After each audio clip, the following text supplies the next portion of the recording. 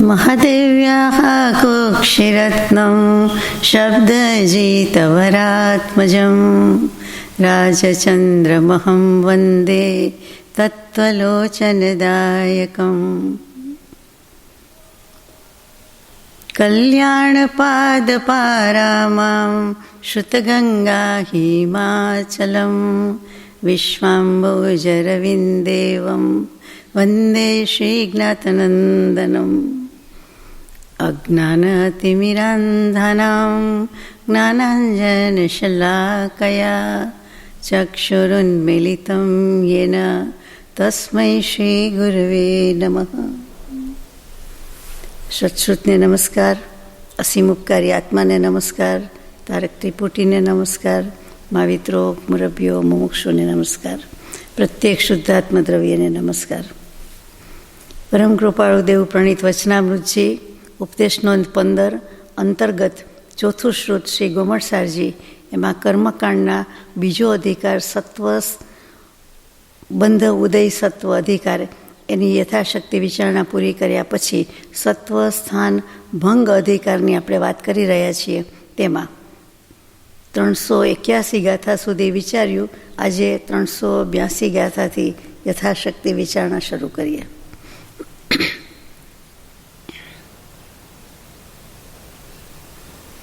સિદ્ધાંત ચક્રવર્તી શ્રી નેમિચંદ્રાચાર્ય અને ટીકાકાર શ્રીને પણ નમસ્કાર. ગાથા નંબર 382. દે સતીએ સુવિ એવં ભંગાએ કે કદે સગસ સપૂર્ણો પડિરાસી બિદિય તુર્ય સાદી બિદિયમ મિદો ભંગા. આવી રીતે એટલે કે આગળ આવી તે વાત પ્રમાણે પહેલા બીજા ત્રીજા ગુણસ્થાનની વાત યથાશક્તિ કાલે આવી ગઈ આપણે, અને એના સ્થાન અને ભંગનો વિચાર પૂરો થયો. આજે ચોથા ગુણસ્થાનથી શરૂ થાય છે કે અસંયત ગુણસ્થાન એટલે ચોથું અવિરત સમ્યક દૃષ્ટિ ગુણસ્થાન. એની જેમ દેશવિરતિ વગેરે 3 ગુણસ્થાન એટલે 5મું, 6ઠું, 7મું, એમાં પણ 40 સત્વ સ્થાન જાણવા. સત્વ સ્થાન એટલે સત્તા સ્થાન, અને બધા સ્થાનમાં એક એક ભંગ છે. ભંગ એક છે, પરંતુ દેશ સંયત એટલે 5મા ગુણસ્થાનમાં બીજી પંક્તિ અને ચોથી એટલે બદ્ધ આયુ અને અબદ્ધ આયુ એ બંનેના પહેલા અને બીજા સ્થાનમાં 2 ભંગ જાણવા. ત્યાં ફેરફાર આવી ગયો. ઉપશમ શ્રેણીના 4 ગુણસ્થાનમાં સાંગ અને ભંગ કહેવાની ઈચ્છાથી આચાર્ય ભગવંત અપૂર્વકરણ વગેરેમાં સ્થાન અને ભંગને કહે છે. તો 40 સત્વ સ્થાન અને પછી એક ભંગ.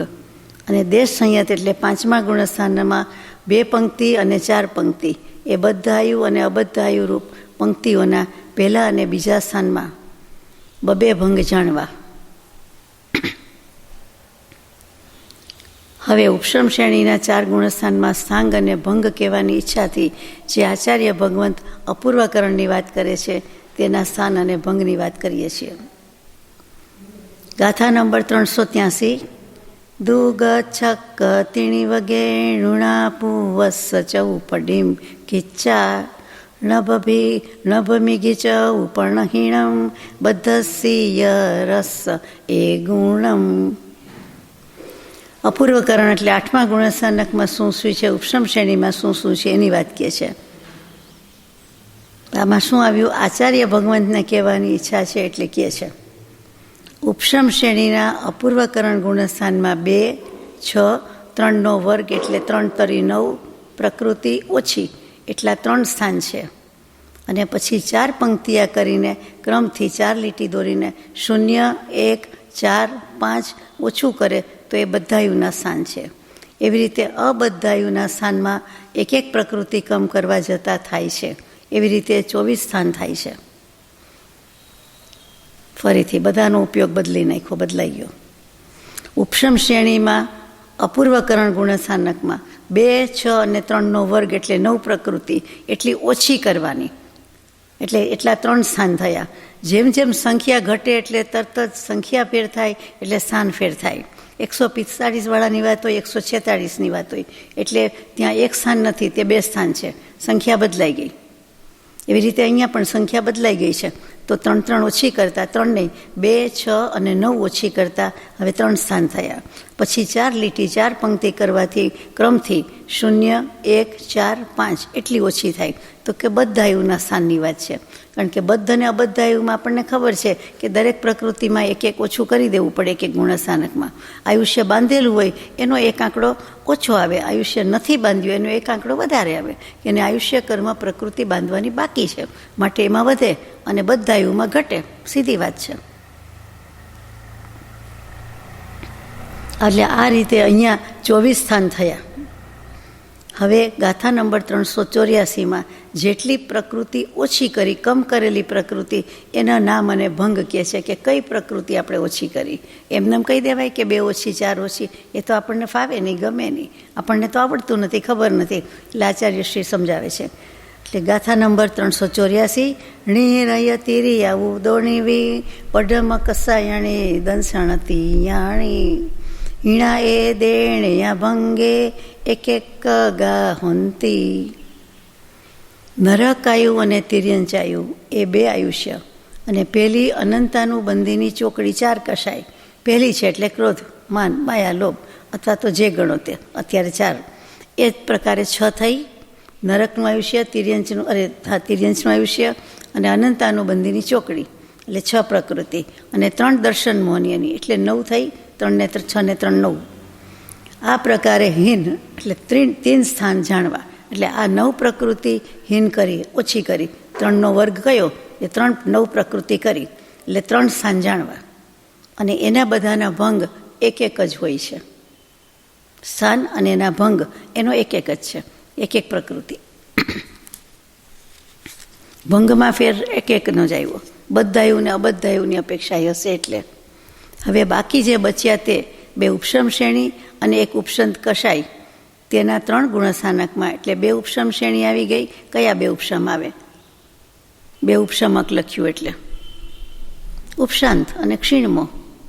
તો ક્ષીણમોને તો આપણે ક્ષીણમો કહીએ છીએ. તો 2 ઉપશામક એટલે પ્રથમ ઉપશામક અને દ્વિતીય ઉપશામક. પહેલું પ્રથમ ઉપશમ સંકિત કહીએ, પ્રથમ ઉપશમ કહીએ તે. પછી બીજું શ્રેણી ચડે ત્યારનું છે તે, એ 2 ગણ્યું. પછી ઉપશાંત કષાય એટલે શ્રેણી શરૂઆત થઈ ગઈ, 11મું કષાય આવ્યું, 11મું ગુણસ્થાનક આવ્યું.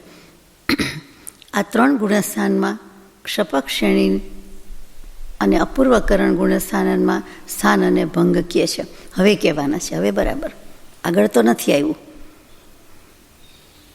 ફરીથી પ્રથમ ઉપશમ, દ્વિતીય ઉપશમ એટલે 2 ઉપશામક, પછી ત્રીજું એટલે ઉપશાંતમો એટલે 11મું, ત્યાર પછી ક્ષીણમો ક્ષપક શ્રેણીનું. પણ ક્ષપક શ્રેણી છે પણ ક્ષીણમો નથી આવતું એના અપૂર્વકરણમાં. કારણ કે શ્રેણી માંડે છે તો કોઈ ઉપશમ માંડે છે, કોઈ ક્ષપક માંડે છે, નક્કી નથી. કેટલાક ઉપશમમાં જાય, કેટલાક ક્ષપકમાં જાય. તો ક્ષપકમાં વધારે જાય મોટે ભાગે, પણ ઉપશમવાળા જાય એને પડવાનું જ છે. એટલા માટે તો કે બંનેના સ્થાન અને ભંગ હવે કહેવામાં આવે છે. તો બરાબર 385મી ગાથામાં લઈએ છીએ. એવમ તિસુ વસમગે ખવગાપુવમ મિદસહિમ પરિહીણમ સૌવમ ચૌપડિકિચ્ચા નભમેકમ ચારિપણહીણમ. આ ઉપશમ અપૂર્વકરણની જેમ ઉપશામક જે કોઈ કરે છે તે અનિવૃત્તિકરણ વગેરે 3 ગુણસ્થાનકમાં. એટલે બધા લઈ લીધા 9 10 11, 8થી શરૂ કરીને 9 10 11 આવશે. સત્વસ્થાન અને ભંગ 24 જાણવું. હવે તો ગણો તો જ ખબર પડે. ક્ષપક અપૂર્વકરણમાં 10 પ્રકૃતિ વિના 1 સ્થાનની 4 પંક્તિ કરતા ક્રમથી પહેલેથી 0થી, એટલે 0 પહેલીમાં, પછી 1, પછી 4, પછી 5 પ્રકૃતિ કમ કરવાની છે. આવી રીતે 4 સ્થાન અને 4 જ ભંગ થાય છે, હોય છે. બાદબાકી જ છે, પણ મૂળ રકમ ખબર હોય તો કરીએ ને. કેટલી બાદ કરવી, કઈ બાદ કરવી, તો કઈ બાદ કરવી એ તો લખે છે, પણ આપણા મનમાં આખું પિક્ચર ક્લિયર હોય તો આપણે ગણી શકીએ. સાંભળવામાં તકલીફ હોય ને શ્રુત લેખનમાં કયો શબ્દ કીધો, કઈ રકમ કીધી એ જ ન સંભળાયું હોય. કોઈ વાર સાંભળવાની તકલીફ હોય, કોઈ વાર ઉપયોગ બદલાઈ જાય, અસ્થિર થઈ જાય, બીજે ધ્યાન જતું રહે, અથવા એવો કોઈ અવાજ આવે તો ન સંભળાય, તો આપણો ઉપયોગ જતો રહે. પછી આપણે મૂળ જ વસ્તુ ન સાંભળી હોય તો બાદ બાકી શું કરીએ? ક્વેશ્ચન પેપર આપે, રિટર્ન પેપર હોય, એમાં ત્યાં જ ન છપાયું હોય, આપણા જ પેપરમાં એ આંકડો ન છપાયો હોય સરખો, તો કહેવું પડે ને કે આ શું છે. મૂળ રકમમાં જ ખબર ન હોય તો પછી પૂછવું પડે કે અહીંયા શું છે, અથવા અડધી અડધી વંચાતી હોય. ચાલો, આમાં ગાથા નંબર 386, એટલે ફૂલ કોન્સન્ટ્રેશન માગે છે. અહીંયા ક્ષપક અનિવૃત્તિકરણમાં સ્થાન અને ભંગ કહે છે. વિશેષણ જ કેવું છે, ક્ષપક અનિવૃત્તિકરણ. આપણે આવ્યું નથી હજી સુધી, પણ ગુણિત કર્માંશ અને ક્ષપિત કર્માંશ એવા ભાગ પડે છે. એટલે એ જીવની દશાની વાત છે કે થોડા આટલા કાપ્યા છે, આટલા બાકી છે, અને આટલા અંશ બાકી છે, અને આટલા બાકી. મૂળ પ્રકૃતિ તો lump sum in general as a whole કહેવાય જાય. પછી જે દશામાં ફેરફાર હોય, પરિણામમાં ફેરફાર હોય, એ કેવી રીતે આવે? એટલા માટે સમજી જવાનું છે કે ક્ષપક અનિવૃત્તિકરણમાં સ્થાન અને ભંગ કહેવામાં આવે છે. જે આગળ ક્ષપક અપૂર્વકરણમાં 4 સ્થાન કયા છે તે ક્ષપક અનિવૃત્તિકરણમાં પણ જાણવું. એવી રીતે 16, 8, 1, 1, 6, 1, 1, 1 એટલી પ્રકૃતિ કમ કરતાં 8 સ્થાન બીજા પણ થાય છે. વિભાગ પડી ગયા, ફાઇલ વધી ગઈ. એક વસ્તુ મૂકવાની હોય તો પણ એક પેપર માટે ફાઇલ તો નવી લેવી પડે, નવું ફોલ્ડર કરવું પડે. એમ એવી રીતે 4 પંક્તિ કરીને પહેલાંના ક્રમથી 0 વગેરે ઘટાડતા 32 ભેદ થઈ જાય છે.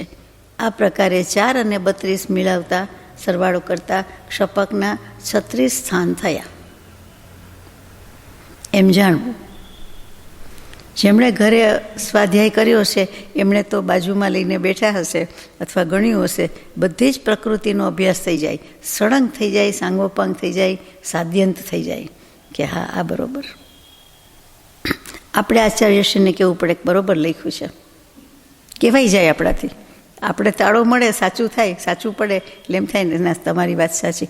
આપણે ન મળે એટલે શું કહીએ કે આચાર્યશ્રીએ બરાબર જોઈએ તેવું સમજાવ્યું નથી. આચાર્યશ્રીએ કેવલી પ્રભુએ તો જેમ છે તેમ સંપૂર્ણપણે સમજાવી દીધું છે, પણ આપણે ગ્રહણ કરી શકતા નથી. આપણી કેપેસિટી આપણા પક્ષે વાંધો છે, ઓછો વધતો પણ છે.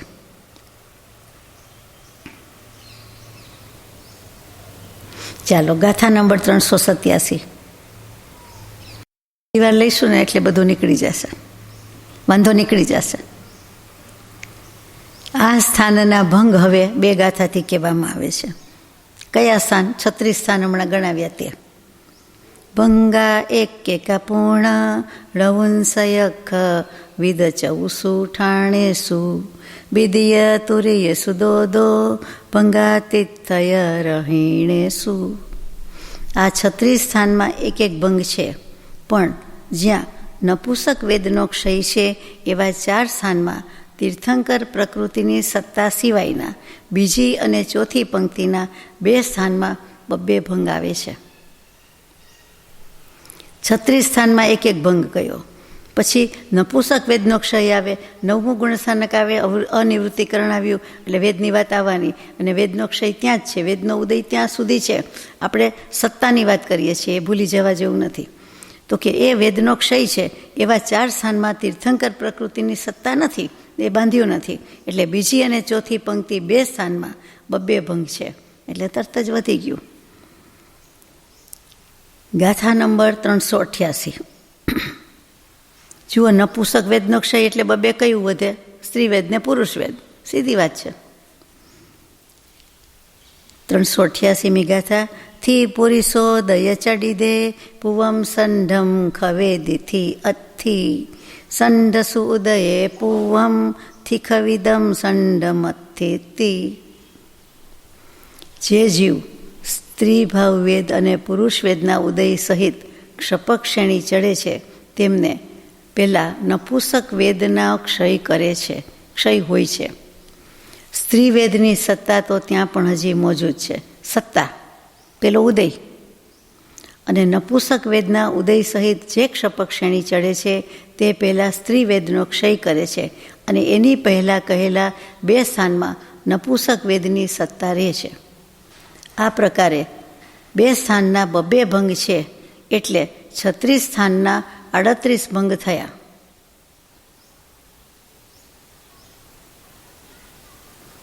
36 ભંગમાંથી 38 ભંગ થયા, 2 વધી ગયા.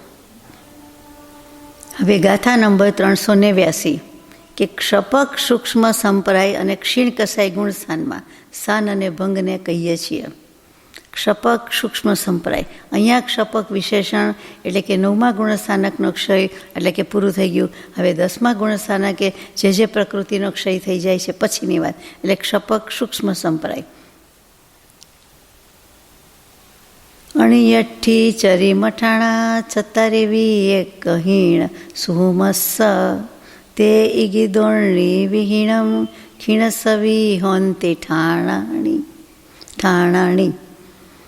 અનિવૃત્તિકરણ ગુણસ્થાનકના અંતમાં એટલે 9માના અંતમાં 4 સ્થાન કયા છે, તેમાંથી દરેકમાં સંજ્વલન માયા કશાય ઓછી કરતા સૂક્ષ્મ સંપ્રાય ગુણસ્થાનના 4 સ્થાન થાય છે. 9માના 4 સ્થાનમાં દરેકમાં સંજ્વલન માયા કશાય એટલે એક જ કમ કરતા સૂક્ષ્મ સંપ્રાય ગુણસ્થાનના 4 સ્થાન હોય છે. 4 છે અને 4 હોય છે. કોના? અનિવૃત્તિકરણના 4 કયા છે, એમાંથી એક સંજ્વલન માયા બાદ કરતા સૂક્ષ્મ સંપ્રાયના 4 સ્થાન થાય છે. સૂક્ષ્મ સંપ્રાય એટલે 10મું આવ્યું, પેલું 9મું હતું. અને સૂક્ષ્મ સંપ્રાયના 4 સ્થાનમાંથી પ્રત્યેકમાંથી એક સંજ્વલન લોપ બાદ કરતા ક્ષીણ કષાય ગુણસ્થાનના ઉપાંત્ય સમયમાં 4 સ્થાન હોય છે. એટલે 10મેથી 12મે જાય છે, 12માનો ઉપાંત્ય સમય એટલે લાસ્ટ બટ વન, તો કે ત્યાં 4 સ્થાન હોય છે. એટલે સીધું 11મું આવ્યું જ નહીં આમાં અત્યારે. આ 4 સ્થાનમાં નિદ્રા પછલા એ 2 પ્રકૃતિ કમ કરવાથી આ ગુણસ્થાનના અંતના સમયમાં 4 સ્થાન હોય છે. આ 2 પ્રકૃતિ કમ કરવાથી 4 સ્થાનમાંથી 2 ઊંઘ 2 નિદ્રા કમ કરવાથી આ ગુણસ્થાનના અંત સમયમાં 4 સ્થાન હોય છે. એટલે બધામાં 4 સ્થાન રહે છે, કારણ કે પ્રકૃતિ એક 2 ઓછી થતી જાય છે. મૂળ જે 4 છે એ 4 રહે જ છે, એમ કહેવાનું છે. આ પ્રકારે 8 સ્થાન ક્ષીણ કષાયના જાણવા. ક્ષીણ કષાય એટલે 12મું ગુણસ્થાનક. હવે એના 8 સ્થાન થયા. સમજાતું નથી એવું લાગે છે. એકદમ સરસ સળંગ ઘરે વાંચવું જોઈએ, યાદ રાખવું જોઈએ. પહેલેથી યાદ રાખ્યું હોય તો અત્યારે સહેલું પડે. પ્રમાણમાં હું ધીમે જ બોલું છું, જલ્દી બોલતી નથી. ફરીથી કહું, સવાલ નથી ને, કંઈ ફરક નથી પડવાનો. એક પ્રકૃતિ ઓછી થાય છે સમજાયું તો પેલી યાદ હોય તો થાય ને કે આગળ શું કહ્યું. ઇવન 2 મિનિટ 5 મિનિટ પહેલાં કેટલી પ્રકૃતિ કહી કે કેટલા સ્થાન કયા એ પણ યાદ ન હોય તો કેવી રીતે થાય? જો હશે તો સીધું છે, કંઈ વાંધો નહીં. ચાલો પછી પાછું આપણે લઈશું. ગાથા નંબર 390, એમાં સહયોગી અને અયોગી ગુણસ્થાનકમાં સ્થાન વગેરે કહેવામાં આવે છે. તે 14 પરિહીણા જોગીસ અજોગી ચરીમાં ગેવી પૂણો 72 મડસઠ્ઠીમ દુસુ હીણસુ દુગા ભંગા. ક્ષીણ કષાયના અંતમાં 12માના અંતે 4 સ્થાન છે, એમાં 14 પ્રકૃતિ કમ કરવાથી 85 વગેરે 4 સ્થાન સહયોગી કેવડીના હોય છે. સ્થાન એટલા ને એટલા રહે છે, પ્રકૃતિ ઓછી કરી. વસ્તુ એટલી ને એટલી બનાવેલી છે, બીજી વાર પીરસાય છે, ત્રીજી વાર પીરસાય છે, ચોથી વાર પીરસાય છે, તો વસ્તુ એ જ છે. મેનુમાં આઈટમ જે ગણી છે એટલી જ છે, એમાં ઓછું ઓછું થતું જાય છે. અને જેટલા વધારે માણસોને કે જેમ જેમ જમાડતા જઈએ છીએ એમ કહેવાય કે આટલા ગયા, એટલે પ્રકૃતિ ભંગ એ બદલાય છે, કાં વધે ને કાં ઘટે. જમી લીધું એ ગણવાનું હોય તો એટલા બાદ કરવાના, આટલા જમવાના બાકી છે તેનો સરવાળો આવે. આમાં મોટે ભાગે બધું ઘટ જ છે, કારણ કે જેમ જેમ દશા થતી જાય છે તેમ તેમ ઘણી બધી કર્મ પ્રકૃતિ સત્તામાંથી નીકળી જાય છે, ક્ષય થતી જાય છે. સત્તામાં છે જ નહીં એટલે ઓછી કરવાની આવે છે. અયોગી કેવડીના છેલ્લા 2 સમય બાકી રહે છે ત્યારે પણ આ 4 સ્થાન હોય છે. આ 85 પ્રકૃતિ બધાને યાદ રહી જાય એવું છે કે 14મા ગુણસ્થાનકના અંતે 13મા અને 14માના અંતે, તો 13માના અંતે 85 પ્રકૃતિ હજી છે સત્તામાં, પછી 72 થઈ જાય છે. અને પછી તો કે પછી 14મા ગુણસ્થાનકે જવાનું છે ટૂંક સમયમાં, તો પણ 13 પ્રકૃતિ છે, શરીર છે એટલે ઘણી પ્રકૃતિ છે, તેનો ક્ષય થાય છે છેલ્લે, ત્યારે મોક્ષે જાય છે. એટલે 72 અને 13 એટલે કે 85 થાય ને સરવાળો, હા, એ પ્રજ્ઞાબોધમાં આવે, કારણ કે જ્યાં આવે ત્યાં હોય તો ભેદ તો લેવા જ પડે. વ્યાખ્યાનસાર વગેરેમાં આવી હોય, કોઈ પણ જગ્યાએ આવે તો આ ગુણસ્થાનકની વાત, પ્રકૃતિની વાત આવે જ. એટલે એટલી સત્તામાં અને ક્ષય થતી જાય છે. એટલે આપણને પાક્કો આંકડો યાદ રહી ગયો છે. જે બંધનો ઉદયનો સત્તાનો છે એટલો જ આંકડો આ 13મા 14માનો પૂરું થાય છે તો ગમે છે આપણને સહયોગી અયોગ્ય કેવલીની દશા. એટલે ગમે, યાદ રહી જાય. 85, 72 અને 13. ચાલો, હવે આ સહયોગી કેવડીના 4 સ્થાનમાંથી પહેલા બીજા સ્થાનમાં 72 પ્રકૃતિ કમ કરતા, ત્રીજા અને ચોથા સ્થાનમાં 68 ઘટાડતા 4 સ્થાન હોય છે. અહીંયા પુનરક્તપણું હોવાથી 2 સ્થાન જ સમજવા, અને અંતના સમયમાં 2 સ્થાન છે, ત્યાં 2 ભંગ છે, બંને જુદી જુદી છે. આવી રીતે 6 સ્થાન અને એના 8 ભંગ અયોગી કેવડીના અંત સમય સુધી જાણવા. પ્રકૃતિ કેટલી? 13. સ્થાન કેટલા? 6. ભંગ કેટલા? 8. એ જવાબ છેલ્લે આવવો જોઈએ તો સાચું. તો અંત સમય સુધી એમ જાણવાનું છે. જો એટલી વારમાં આપણે મોક્ષે પહોંચી ગયા નહીં. 14 ગુણસ્થાન, મોક્ષ બાકી. આ પુસ્તક મૂકી દઈએ, વાંચવાનું બંધ કરીએ એટલે મોક્ષ નહીં. મૂકી દેવું, છોડી દેવું એટલે મોક્ષ. મૂક્યા વિના મુક્તિ નથી, છોડ્યા વિના છૂટકો નથી. પણ આને તો ફરી ફરી વાંચવું પડે, બીજી વાર તો વાંચવું જ પડે. પહેલાં 8 સ્થાન ઉપશમ શ્રેણીવાળાના કયા હતા તે શ્રી કનકનંદી આચાર્યના પક્ષમાં નથી. એટલે એ વિશેષને હવે એ પ્રમાણે, એમના મત પ્રમાણે આ ભંગ સંખ્યા 4 ગાથામાં કહેવામાં આવે છે. અહીંયા મતભેદ પડે છે નાનો, એટલે આચાર્યશ્રીની વાત લીધી છે. એટલે કે નેમિચંદ્ર સિદ્ધાંત ચક્રવર્તી લખનાર છે, અને તેઓ શ્રી કહે છે કે કનકનંદી આચાર્યના પક્ષમાં નથી. એટલે કે જે અગાઉ વાત થઈ તે, હમણાં સુધી વાત થઈ તે, પોતે કઈ છે લખી છે તે, કે આ પક્ષમાં નથી. એટલે કે આ જુદું સેજ માને છે. સમજાવી તો દે છે બરાબર, પણ જુદી રીતે એ આપણે લેવાનું છે. અને એની ભંગ સંખ્યા અને એની વિશેષની વાત કરવાની છે. કનકનંદી આચાર્ય એટલે બીજું કોઈ નથી. હું સમજું છું ત્યાં સુધી એમના ગુરુ જ થાય છે, ગુરુજી જ છે. એટલે ગુરુજીનું હીણું જરાય ન લાગે એવી રીતે વિનય જરાય ચૂક્યા નથી. બિલકુલ વિનયપૂર્વક, શાંતિથી, સરખી રીતે જે કંઈ મતભેદ છે નાનો મોટો, અથવા એમની સમજમાં કયું છે તે એ લખવું જોઈએ એટલે જણાવી દે છે. અને એમની રીતે એ સાચા પણ હોય એમ સાબિત પણ કરે છે, ગાથા સાથે લખે છે. એટલે ધન્યવાદ છે. ણથી અણમ ઉવસમગે ખવગા પૂવમ ખવિત્તુ અઠ્ઠાય પચ્છાસોલાદીણમ ખવણમ ઈદી કેણિદિઠમ.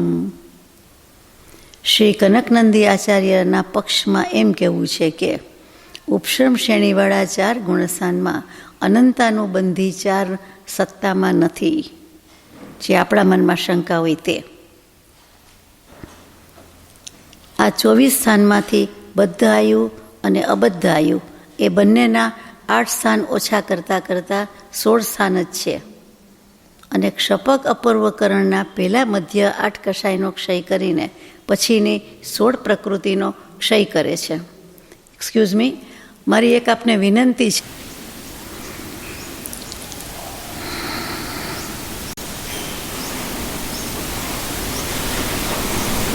તો કનકનંદી આચાર્યનો મત તો આપણે લઈ લીધો, બરાબર છે, કે ઉપશમ શ્રેણીવાળા 4 ગુણસ્થાનકમાં અનંતાનુબંધી 4 ના સત્વ એટલે સત્તામાં નથી. પછી 24 સ્થાનમાં બદ્ધ આયુ અને અબદ્ધ આયુ એ બંનેમાં 8 સ્થાન ઓછા કરતાં 16 સ્થાન જ છે. 24માંથી 8 જાય એટલે 16 જ છે. અને ક્ષપક અપૂર્વકરણવાળાની પહેલાં મધ્યના, એટલે કે એની પહેલાંની એમાં મધ્યના 8 કષાય, એટલે 12 કષાય, 16 કષાય ને મધ્યના 8 કષાય એનો ક્ષય કરીને પછી 16 વગેરે પ્રકૃતિનો ક્ષય કરે છે. એવા આના અનુસંધાનમાં એક ગાથા આને મળતી અગાઉ આવી ગઈ, ગઈકાલે જ ઘણું કરીને આવી ગઈ, કે જેમાં મધ્યના કષાય અને પછીના કષાય તો એ પહેલાં બાદ કરે છે, પહેલાં ક્ષય કરે છે અને પછી પહેલાં આવે છે. એટલે ક્રમ બદલાય છે. એટલે આમાં પણ એ જ વાત લખી છે. આગળ જઈએ. ગાથા નંબર 392. અણિયઠ્ઠી ગુણઠાણે માયા રહી દમ ચ ઠાણ મિચ્છંતી ઠાણા ભંગ પમાણા કેયી એવમ પરુવેન્તી. કોઈ આચાર્ય અનિવૃત્તિકરણ ગુણસ્થાનકમાં માયા સહિત 4 સ્થાન છે એમ માને છે. કશાય રહિત, અનિવૃત્તિકરણ ગુણસ્થાનમાં માયા કશાય રહિત જ કીધું મેં. માયા કશાય વિના 4 સ્થાન છે તેમ માને છે. અને કોઈ સ્થાન ભંગના પ્રમાણમાં, એટલે કે બંનેની એક સરખી સંખ્યા છે. એટલે આચાર્યશ્રીની અહીંયા પાછી, એટલે બીજા આચાર્યની વાત છે. અહીંયા ગુરુ કે કનકનંદી આચાર્યની વાત નથી, પણ બીજા કોઈ આચાર્ય, એટલે એ પક્ષમાં માનતા હોય તે, કે જે ગણો તે, એ આવી રીતે સંખ્યા કહે છે. એટલે આવા મતભેદ થાય એમાં નવાઈ નથી. આવું થવાથી ગાથા નંબર 393, કે હવે આવું થાય તો સ્થાન અને ભંગની સંખ્યા શું હોય, આખું સળંગ જ લીધું છે. કે આમ માને છે એમ નહીં, પણ બતાવે છે, સાબિત કરે છે કે શું થાય. 18 મિચ્છતીએ ઉવરી ચાલ ચૌઠાણે તિસુ ઉવ સમગે સંતે 16 હવે ઠાણા. મિથ્યા દૃષ્ટિ વગેરે 3 ગુણસ્થાનકમાં પહેલાં કયા તેમ 18, 4, 8 સ્થાન છે. પહેલાં, બીજા, ત્રીજા ગુણસ્થાનકમાં પહેલાં કયા તેમ 18, 4, 8 અનુક્રમે સ્થાન છે. પછી એનાથી આગળના ઉપરના ચોથા ગુણસ્થાનક, એટલે ચોથાથી માંડીને 40 સ્થાન છે. અને ઉપશમ શ્રેણીવાળા 3 ગુણસ્થાન અને ઉપશાંતમો આ 4માં 16 સ્થાન છે. હવે ગાથા નંબર 394માં આ સ્થાનના ભંગની સંખ્યા કહે છે. બધું કહેવું પડે, અને બધું આપણને ગળે ઉતરી જાય એટલું જ સુંદર છે, એટલું જ સાચું છે. ક્યાંય ડાઉટ આવે એવું નથી. ઓન ધ કોન્ટ્રારી એમ થાય કે આપણે લગભગ આવું જ માનીએ છીએ, એટલે પેલું મગજમાં જતું નહોતું એમ.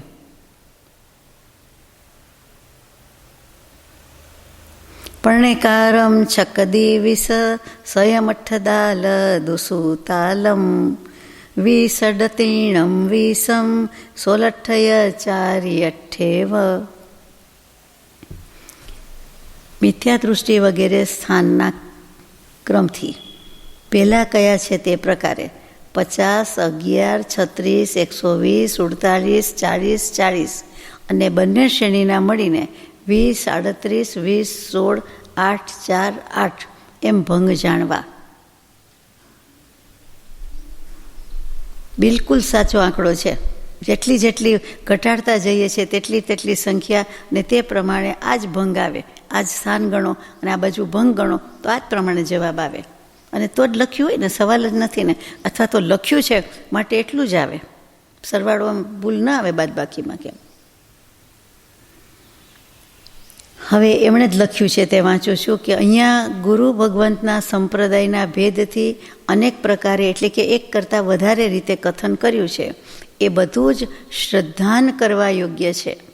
કારણ કે એમની અપેક્ષાઓને એમને જે રીતે કહ્યું છે તે પ્રત્યક્ષ કેવલી કે શ્રુત કેવલી વિના આનો નિર્ણય, એટલે નિર્ધાર કે નિશ્ચય થઈ શકતો નથી. માટે જે આચાર્ય ભગવંતે કહ્યું છે તે ભલે અન્ય કીધા, અનેક કીધા, એકથી વધારે, પોતાના કરતાં વધારે, એટલે પણ એ શ્રદ્ધાન કરવા યોગ્ય છે, માનવા યોગ્ય છે. કે ભલે એમણે કહ્યું બરાબર છે, એમની અપેક્ષા સાચી કે મારી અપેક્ષા સાચી, અથવા ક્યાં ભેદ છે કે શું શંકા સમાધાન છે, એ કેવલી કે શ્રુત કેવલી ભગવાન સિવાય કોઈ કહી શકે નહીં. માટે અહીંયા રાખી દઈએ છીએ. જુઓ, આ પણ કેટલો વિનય. અને ઉત્સૂત્ર પ્રરૂપણા ન થાય, કોઈ જાતની આશાતના કોઈને ન લાગે, ગુરુ ભગવંતની કે સત્શ્રુતની. એટલા માટે કેવા છૂટી જાય છે. ને છૂટવું જ જોઈએ. ભવનો ભય તો હોય ને, ક્યાંથી ક્યાં પહોંચી જાય. આમ જ છે એમ કેમ કહી શકીએ? ચોખ્ખું મૂકી દીધું. જેટલું યાદ છે, સમજાયું, લખવાનું છે એટલું લખી દીધું. પણ અહીંયા આટલો અભિપ્રાય ભેદ છે, મતભેદ છે, તો આ પ્રમાણે છે. અને અભિપ્રાય પણ ગણીને કન્સિડર કરીને આમાં પાને ચડાવ્યો છે. એટલે એમની ઉદારતા વિશાળતા જ છે, સમજવાનું છે. ગાથા નંબર 395. હવે સત્વસ્થાન અધિકારને પૂર્ણ કરવાના ઈચ્છુક એવા આચાર્ય એમ કહે છે કે આટલું કર્યા પછી આનું ફળ શું? આ અભ્યાસ કરવાનો, વાંચવાનું, ભણવાનું ફળ શું છે? એવમ સત્તઠ્ઠાણમ સવિતરમ વણિયમ મયે સમ્મમ જો પઢઈ સુણઈ ભાવઈ સ્વપાવઈ નિબુદ્ધિમ સોખમ ભણે ભાવે સુણે સમજે સદહે શ્રી રત્નત્રયની ઐક્યતા લહી સહી સો નિજ પદ લહે. એવું છે. આ પ્રકારે સત્વસ્થાનનો વિસ્તારથી અચ્છી તરહ રૂઢી રીતે સરસ રીતે મેં વર્ણન કર્યું છે. ગુજરાતી જ વાંચું છું આમાંથી, આ હિન્દીનું. જે આ કર્મના સત્વસ્થાનને પઢશે એટલે ભણશે, વાંચશે. પઢના એટલે પહેલાં વાંચવું આવે, પછી ભણવું આવે. વાંચશે, ભણશે, પછી સાંભળશે, પછી ચિંતન કરશે, તે મોક્ષ સુખને અવશ્ય પ્રાપ્ત થશે. તો આપણને મોક્ષની ગેરંટી, મોક્ષનો આશીર્વાદ કહી દીધો, મોક્ષ ફળ આપી દીધું. ગાથા નંબર 396.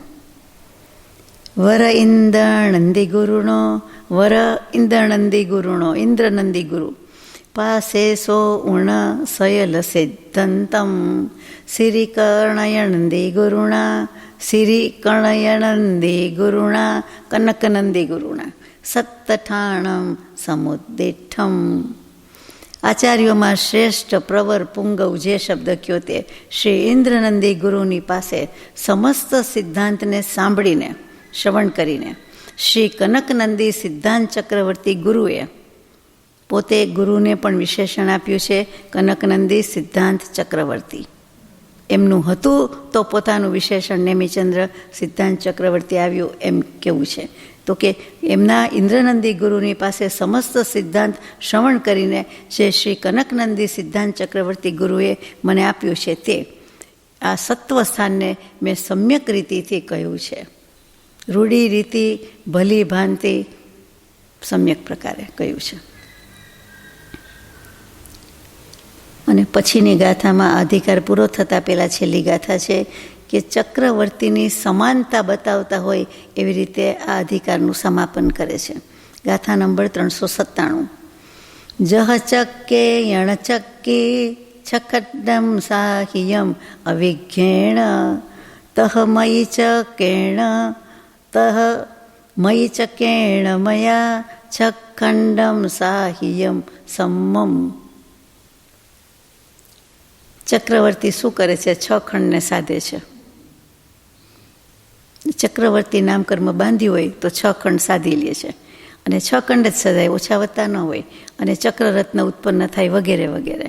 તેવી રીતે જેમ ચક્રવર્તી ભરત ક્ષેત્રના 6 ખંડને પોતાના ચક્રરત્નથી વિના વિઘ્ને નિર્વિઘ્ને સાધી લે છે, અર્થાત પોતાના વશ કરી લે છે, તેવી રીતે મેં બુદ્ધિરૂપી ચક્રથી, પોતે જ લખે છે, શ્રીમુખે લખાયું છે કે કહેવાયું છે કે હું બુદ્ધિરૂપે ચક્રથી પહેલું જીવસ્થાન, બીજું ક્ષુદ્રબંધ, ત્રીજું બંધ સ્વામી, ચોથું વેદનાખંડ, પાંચમું વર્ગણાખંડ અને છઠ્ઠું મહાબંધ, આ 6 પ્રકારે 6 ખંડનું સિદ્ધાંત શાસ્ત્ર અચ્છી તરહ સરસ રીતે મેં સાધી લીધું છે, અર્થાત જાણ્યું છે.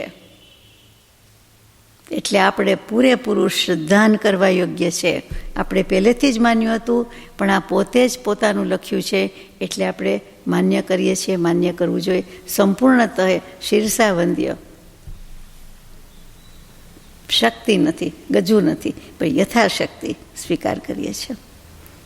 ન થઈ શકે તો કાંઈ નહીં, પ્રતિશ્રુતિ થા, સ્વીકાર તો કરીએ કે આમ જ છે વસ્તુનું સ્વરૂપ, બતાવે તો ખરા કે આ બંધ તો 120 પ્રકારે જોઈ, ઉદય 122 જ હોય, પછી ઉદીર્ણા એટલી જોઈ, પછી સત્તા તો 148 જ હોય, અને એના બધા સંખ્યા ભંગ તો કેટલા કયા જાય, બધાના જુદા જુદા છે. તો એમ જ છે. કેટલી ખુમારી છે ને જોવાનું છે. ચક્રવર્તીના 6 ખંડ સાથે પોતે સરખાવ્યું છે. એ કોઈએ આણ વર્તી છે અમારી, કોઈએ માથું ઊંચું કર્યું નથી, ચક્ર સાધી લીધું છે.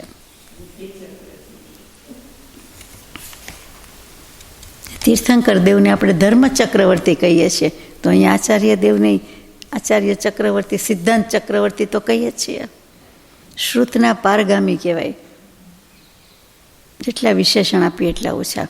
જેમ શ્રુત દેવતા, શ્રુત દેવી, સરસ્વતીજી કે વિદ્યાદેવી, વિદ્યાદેવીની અપેક્ષાએ નહીં, પણ જીનવાણી મહા એટલે કે મા જીનવાણીમાં એ સરસ્વતીજીને વંદન કરીએ છીએ એટલો જ ભાવ આપણને આચાર્ય ભગવાનની સરસ્વતી લેના પર ભાવ આવે કે એટલું શ્રુતને અવગાહન કરી ગયા છે. અને એવું જ સરસ્વતીજીનું બિરુદ પરમ કૃપાળુદેવ માટે કહીએ કે સાક્ષાત સરસ્વતીજી.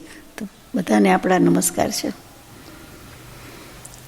હવે ગાથા નંબર 398, એટલે ત્યાં બીજો અધિકાર, બીજો તો નહીં કહેવાય, પણ આ અધિકાર જે હતો તે ભંગનો અધિકાર છે એ પૂરો કર્યો.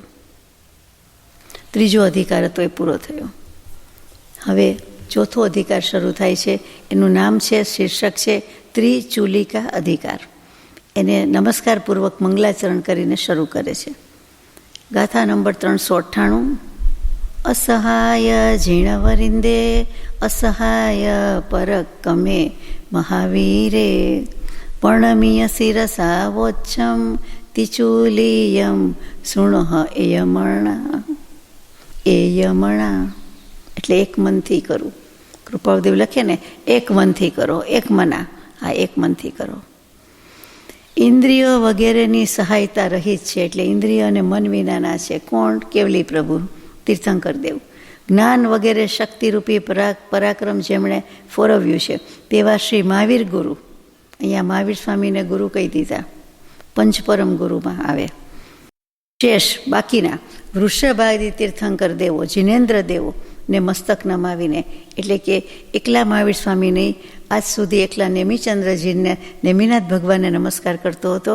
અત્યારે 24 ભગવાન કરું છું. મહાવીર સ્વામીથી શરૂ કરીને વૃષભાદી બધાને નમસ્કાર કરીને, મસ્તક નવા કે એટલે નમસ્કાર કરીને હું નેમિચંદ્રાચાર્ય ત્રિચૂલિકા નામના અધિકારને કહું છું, કહીશ.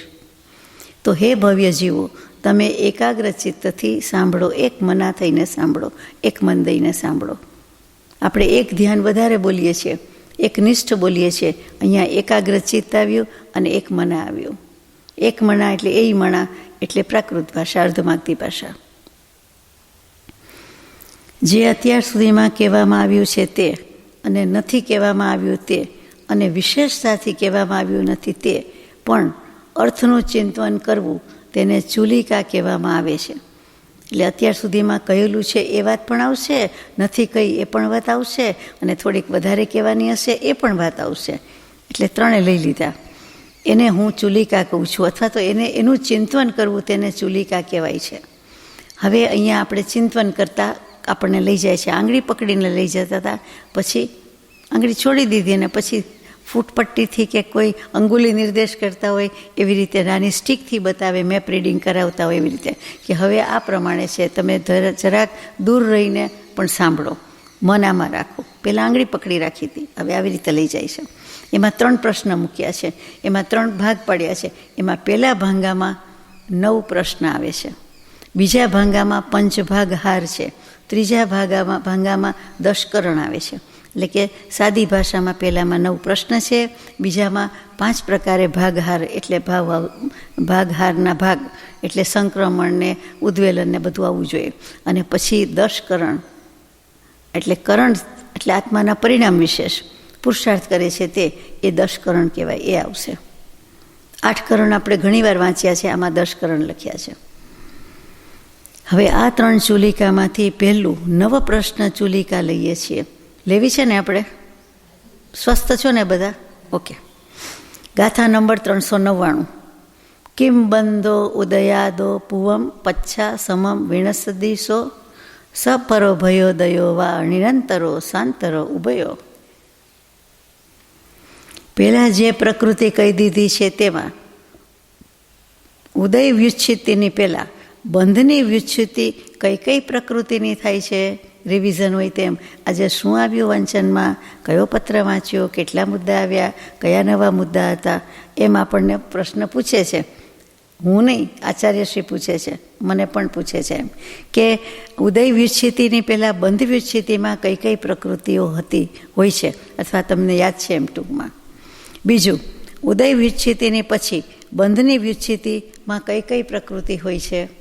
બંધની પહેલાં ઉદયની પૂછી, ના, ઉદયની પહેલાં બંધની પૂછી, પછી ઉદય પછી બંધ આવી ગયો, પછી ઉદય પછી બંધની વ્યુચ્છિતિ કઈ કઈ થાય છે. એટલે ઉદય પહેલાં કઈ કઈ થાય છે એ પહેલો પ્રશ્ન, ઉદય પછી કઈ કઈ થાય છે બીજો પ્રશ્ન. ત્રીજો, ઉદય વ્યુચ્છતિની સાથે સાથે કેટલી બંધ વ્યુચ્છતિ થાય છે તે, કેટલીક પહેલાં થઈ જાય છે, કેટલીક પછી થઈ જાય છે અને કેટલીક સાથે થઈ જાય છે. એટલે ત્રણેય પ્રશ્ન આવડે તો જ 100% માર્ક્સ મળે.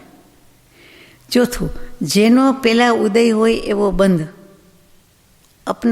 जिनका अपना उदय होने पर बंध हो, એટલે કે જે ઉદય થાય છે ત્યારે જ બંધ થાય છે એવી પ્રકૃતિ કેટલી છે? પાંચમો પ્રશ્ન, જે પ્રકૃતિના ઉદય થવાથી બંધ હોય એવી પ્રકૃતિ કઈ કઈ છે? એમાં પહેલાં પોતાની પ્રકૃતિ આવી શરીરની વગેરે, અને પછી તે અન્ય પ્રકૃતિ આવી, એટલે પિંડ પ્રકૃતિ સિવાયની હોવી જોઈએ બીજી પ્રકૃતિ. એના ઉદય થવાથી બંધ થાય છે એવી પ્રકૃતિ કોણ કોણ છે? છઠ્ઠો પ્રશ્ન, કે જેમાં બંનેની એટલે કે પોતાની અને અન્ય પ્રકૃતિ બંનેના ઉદય થવાથી બંધ થાય છે એવી પ્રકૃતિ કઈ કઈ છે? આમ 7 પ્રશ્ન થયા, 6 થયા. પછી 7મો, કે જેનો નિરંતર બંધ થાય છે એવી પ્રકૃતિ કઈ કઈ છે? નિરંતર આવ્યું એટલે શાંતર આવશે. પછી 8મો પ્રશ્ન, જેનો શાંતર બંધ થયા કરે, એટલે કે કોઈક વાર બંધ થાય અને કોઈક વાર ન પણ થાય, થવું હોય તો થાય, ન થવું હોય તો ન થાય એવી પ્રકૃતિઓ કોણ કોણ છે, એટલે કઈ કઈ છે, એટલે કેટલીક છે? પછી 9મો, કે જેમાં નિરંતર અને શાંતર બંને પ્રકૃતિનો બંધ હોય તેવી પ્રકૃતિ કોનસી છે? હવે એમાં પછી કોનસી આવ્યું, કઈ કઈ છે? આ પ્રકારે 9 પ્રશ્ન છે જેનો હવેના અધિકારમાં, એટલે આ ચોથો અધિકાર શરૂ થયો, ત્રિચુલિકા અધિકારમાં શરૂ થાય છે. 3 ચુલિકા છે. એમાં ચુલિકાની વ્યાખ્યા પ્રકારમાં કયું આવ્યું? પહેલો 9 પ્રશ્ન આવ્યો, બીજું શું આવ્યું? પંચભાગ હાર આવ્યું, અને ત્રીજું શું આવ્યું? 10 કરણ આવ્યું. તો પાક્કું આવડે છે. હવે ગાથા નંબર 400, અને 401 યુગ્મ છે એટલે સાથે લઈએ. એમાં 3 પ્રશ્નોનો ઉત્તર આવી જાય છે. જવાબ દેવામાં કંઈ વાર છે? દેવ ચૌકાહાર દુગજ સ દેવા ઉગાણ સો પચ્છા મિચ્છત આદાવાણમ નરાણું થાવર ચૌકાણમ. 401મી ગાથા છે. પર્ણર કસાય ભય દુગ હસદુચ ચૌ જાય પુરી સવેદાણમ સમમેક તિસાણમ શેષિગીસી દાણ પૂવમ તું. આ યુગ્મ છે એ જ યુગ્મની વાત આગળ છે, સંસ્કૃતમાં છે. દેવગતિ વગેરેની ચોકડી, એટલે કઈ ચોકડી આવશે? દેવગતિ, દેવગત્યાનું પૂર્વી, પછી દેવનું આયુષ્ય, અને ચોથું શું કેવું? દેવગતિ આવી, દેવ આનું પૂર્વી આવી, પછી દેવનું આયુષ્ય આવ્યું.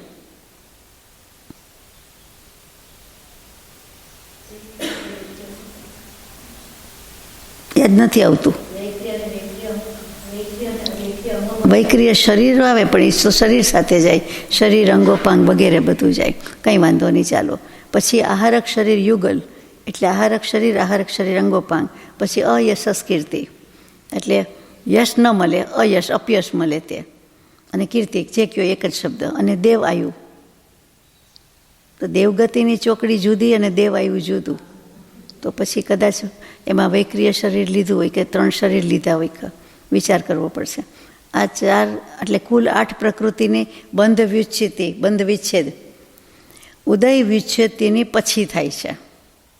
ઉદયમાં આવી જાય પછી થાય છે, બરાબર છે. દેવગતિમાં જાય, દેવગતિ અનુપૂર્વી થાય, દેવગતિનું શરીર જે કાંઈ વૈક્રિય શરીર મળે તે, પછી દેવનું આયુષ્ય, તો એ બધાયનું પછી જ પૂરું થાય ને. ઉદય પૂરો થાય પછી જ થાય ને, એટલે ઉદયનો અભાવ પછી થાય છે.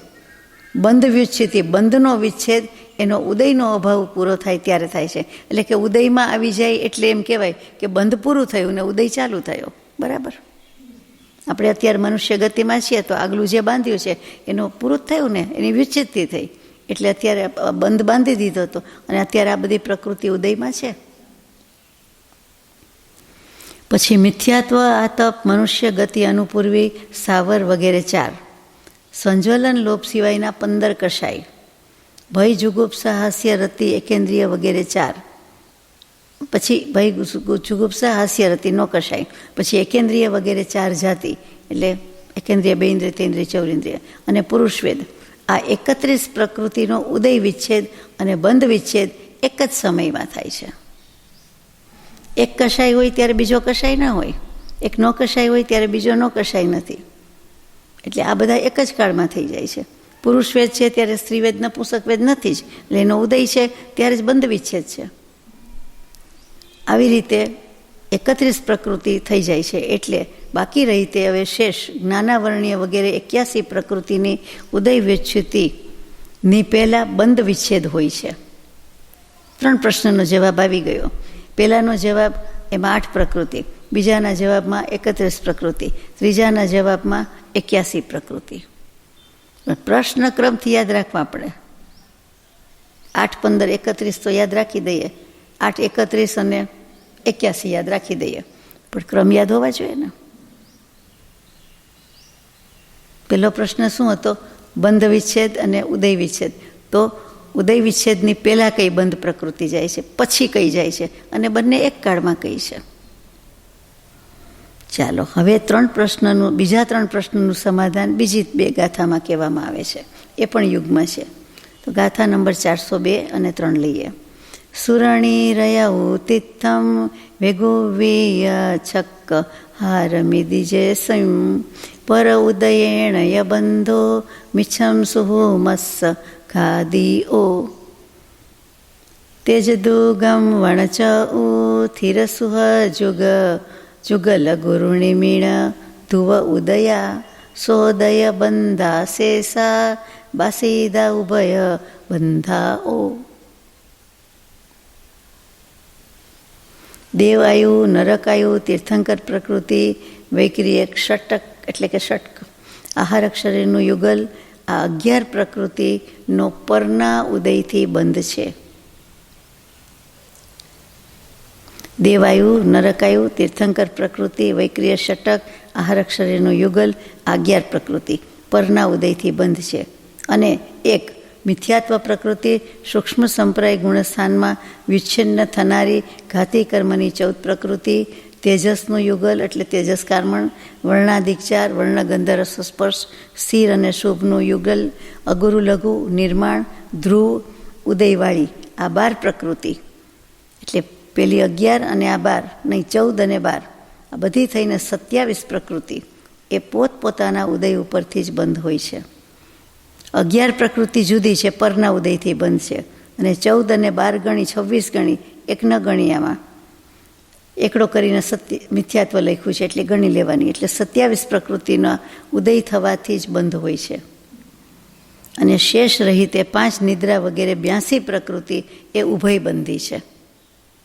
સ્વના ઉદયથી, પરના ઉદયથી અને ઉભયના ઉદયથી કઈ કઈ પ્રકૃતિ છે એનો જવાબ આપ્યો. તો પરના ઉદયથી 11 આવી, પછી બીજી 27 પ્રકૃતિ પોતાના ઉદયથી કહ્યું, અને 82 પ્રકૃતિ ઉભય બંધી એટલે સ્વના ઉદયથી પણ હોય, પરના ઉદયથી પણ હોય, અથવા બંનેના ઉદયથી હોય, ઉભયમાં આવી ગયું. દૂધમાંય પગ ને દહીંમાંય પગ, સ્યાદવાદ એટલે બીજું કાંઈ નહીં સાદી ભાષામાં. આમ પણ છે ને તેમ પણ છે, સાચું છે ને ખોટું છે, આ અપેક્ષાથી સાચું છે ને આ અપેક્ષાથી ખોટું છે, બધુંય સાચું છે ને બધુંય ખોટું નથી, બધુંય સાબિત કરી દે એટલે બોલવા પણ આપણે રહીએ નહીં. 7 ભંગા જ થાય. કોઈ પણ પ્રશ્નના, શંકાના, મુદ્દાના કોઈ પણ વ્યક્તિ વાત લાવો તો કોઈ પણ દલીલ લાવો, 7 મુદ્દા એટલે 7 પ્રકારે શંકા ઉઠી શકે કે જિજ્ઞાસા, અને 7 પ્રકારે એનું સમાધાન થાય. 8મો પ્રકાર નથી. જગતમાં ક્યાંય પણ જાવ તો એમ જે આવી ગયું. એટલે સપ્તભંગીનો સિદ્ધાંત, સપ્તભંગ અથવા ભંગી એટલે કે 7 પ્રકારનો સિદ્ધાંત, એનું જ નામ સ્યાદવાદ, એનું જ નામ અનેકાંતવાદ.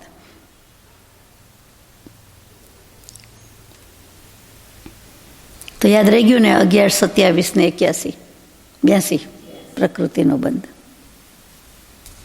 હવે ત્રીજું જોડકું બાકી રહ્યું. 3 ને 3 6 પ્રશ્ન થઈ ગયા. ત્રીજું આપણને તો તરત મળી જાય છે બધું. તો બીજા 3 પ્રશ્નોનું સમાધાનની ગાથા છે. ગાથા નંબર 404. સત્યેતા લધુવાવિય તિથાહારા ઉગા નિરંતરંગા નિરંતરગા નિરય દુજયે ચૌકમ સહદી સંઠાણ પણ ગમ. પાછું યુગ્મ જ છે એટલે બીજો શ્લોક 405.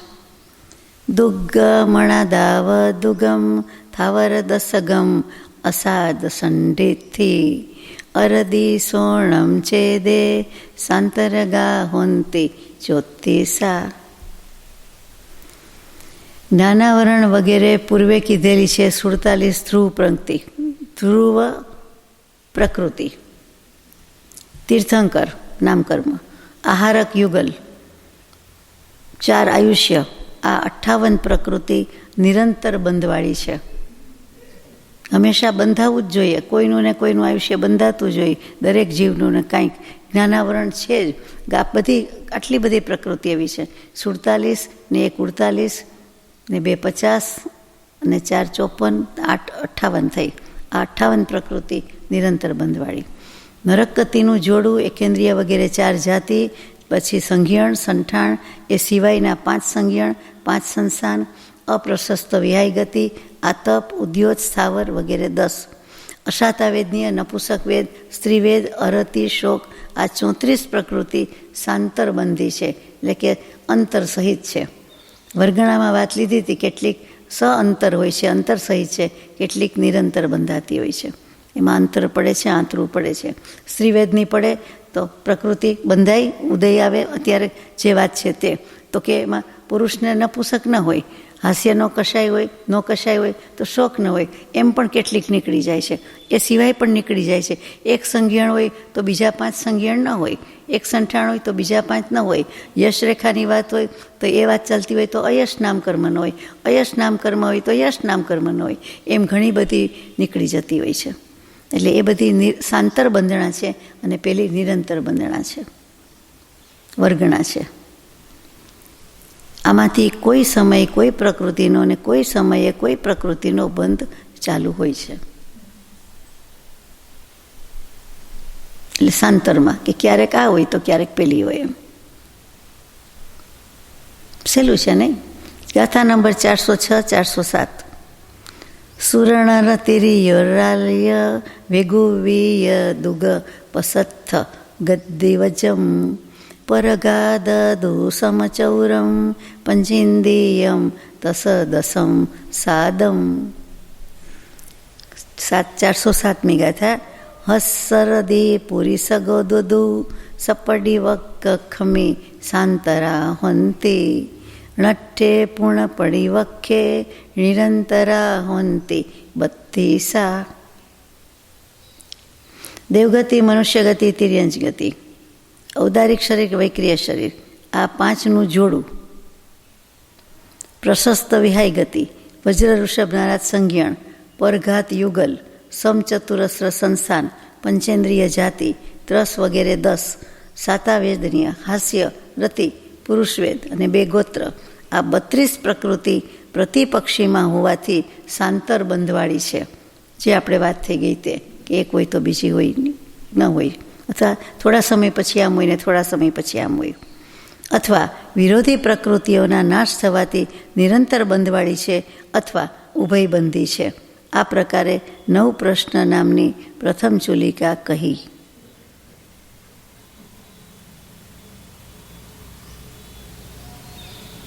સમજાઈ ગયું ને? પાકું.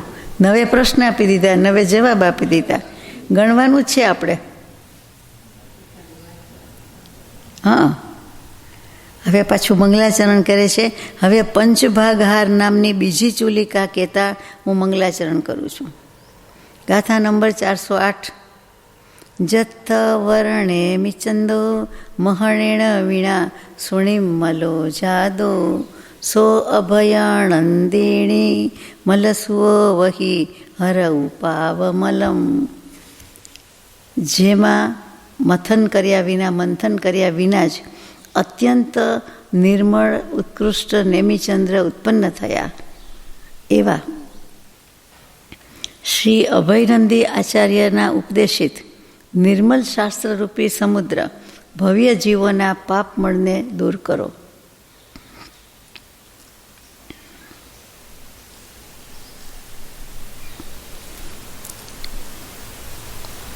मथन के बिना ही अत्यंत निर्मल उत्कृष्ट नेमिचंद्र उत्पन्न हुआ. કથાની જ વાત થઈ. એસા શ્રી અભિનંદી આચાર્ય કા ઉપદેશિત. હવે જે વાત આવે છે તે અભયનંદી આચાર્ય લખે છે એમ થયો આનો અર્થ. જોઈએ શું છે. એ શાસ્ત્રરૂપી સમુદ્ર ભવ્ય જીવના પાપ મળને દૂર કરો. કરે છે એમની દૂર કરો એવી પ્રાર્થના, એવું મંગલાચરણ. હવે 5 ભાગ હારની વાત લઈએ છીએ. અહીંથી આપણે નવેસરથી શરૂ કરીશું, એટલે આવતીકાલે શરૂ કરીશું. સજાત્મ સ્વરૂપ પરમ ગુરુ.